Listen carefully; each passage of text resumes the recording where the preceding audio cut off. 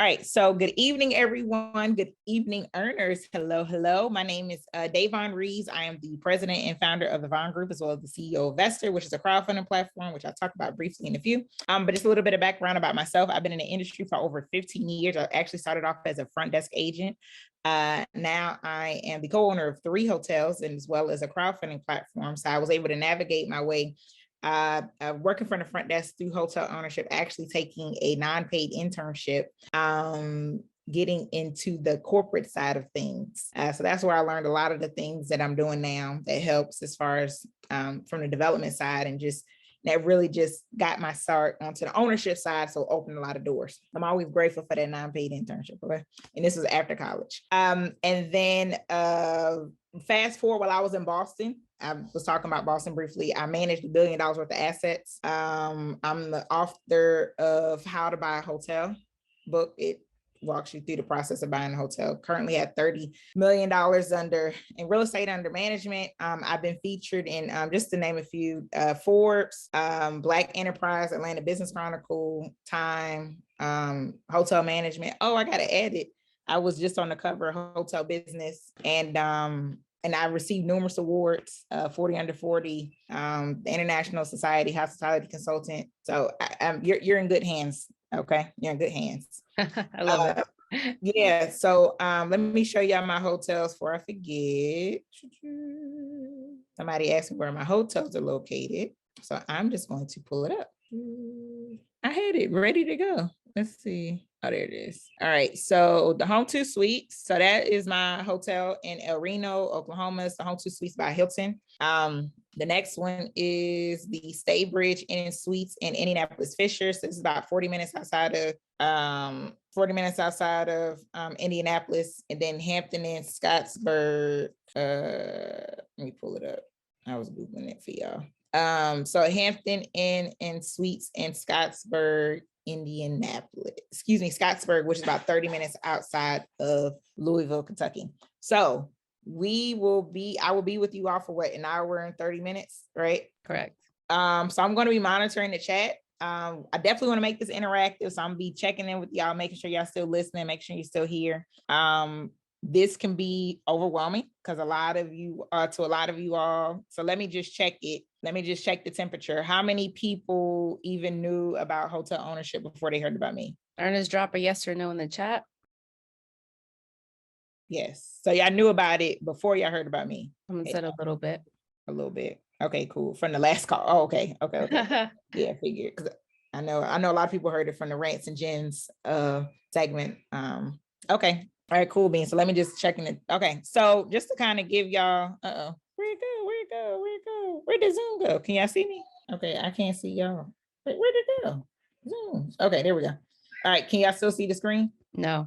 Okay. At least I can't. All right, because that was weird. I was like, where'd everybody go? All right, so play from current slide. Okay, all right. So I just wanted to kind of check the temperature. So tonight we're literally going to walk through the entire acquisition process of a hotel. If I'm gonna make sure I answer your questions, but this is very long. So if I don't, is there a question? If you all can put your questions in the Q&A, because sometimes the chat, it gets flooded and I can't see all the questions. So if you can put your questions in the Q&A and I'll make sure that I get your questions answered, okay? Definitely want to keep it interactive, but keep your questions. I just want to make sure I get through all the information. So the first thing we're going to talk about is mostly of a mindset shift, which is taking your thought process from a consumer to a hotel owner, right? So just let me check the temperature of the room. What's everybody's favorite hotel that they want to stay in? Marriott, Hilton, Hyatt. Oh, we got a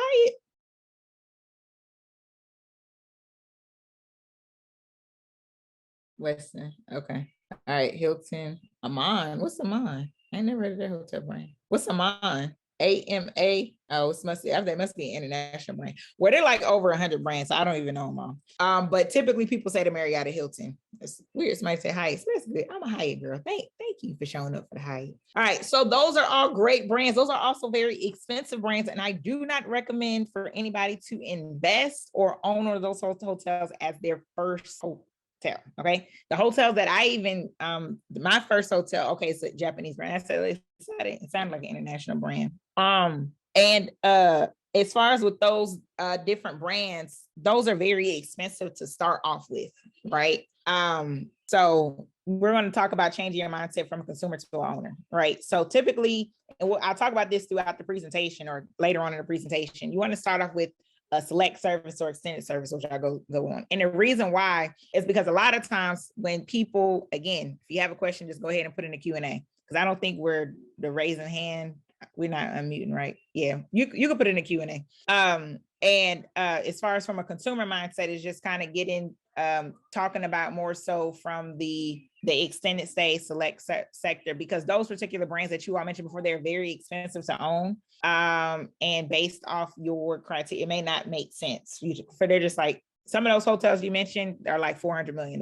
So yeah, first starting off, maybe a little complicated, so start off a little small. All right, cool. All right, so we're going to talk, the first thing we're going to talk about the 4 pathways to hotel ownership, right? So not everybody wants to own. Some people want to passively invest. We're going to talk about both. The first thing I want you all to ask yourself, and then that way I can check the temperature of the room, so that way I can guide the presentation. So I want you all to understand the difference between an active and a passive investor. Then I want you all to let me know which one you are. So an active investor is someone like myself. We're putting deals together, we're raising capital, working with the brands, putting a name on the loan, all that fun stuff. That's an active investor. A passive investor, so let's say Janet is like, you know what, Davonne, I really want to invest in a hotel. I don't want to own, because I have a full-time job, and I'm really not trying to own a hotel right now. It's too much. I'm just gonna pay. I just like, tell me what, I got some money, what can I do with it? That's a passive route, right? So the difference between that's the difference between an active and passive. So let me know in the chat if you are a passive or an active investor based off what I just said.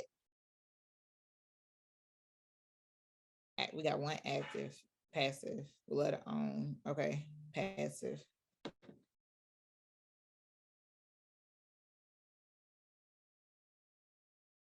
Okay, so mostly passive. Okay, cool. So I'm going to talk about, so the majority of the group is mostly passive, right? So I'll talk briefly about active, because I know there's a couple folks who want to get into active, but this presentation will be mostly for passive, because it'll be overwhelming. But I'll explain it in a way for the passive folks so you can at least understand the process. So somebody presents a deal to you and you need to do your due diligence. Some things will make sense. You know what questions to ask, right? So there are different pathways to hotel ownership. The first thing I'm going to talk about is passive. So crowdfunding is a passive way to invest. You can go to a website, literally look at different deals and invest in the deal, right? That's the crowd. So crowdfunding, essentially what that is people pulling their funds together. Okay.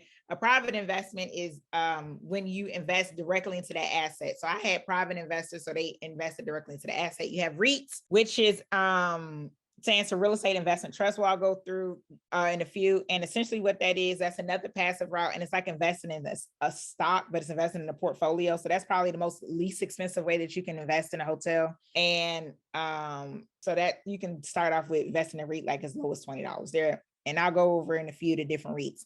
And then syndications, that's the active way. That's where you're putting a deal together, you're raising the capital, you're literally going through the entire acquisition or development process.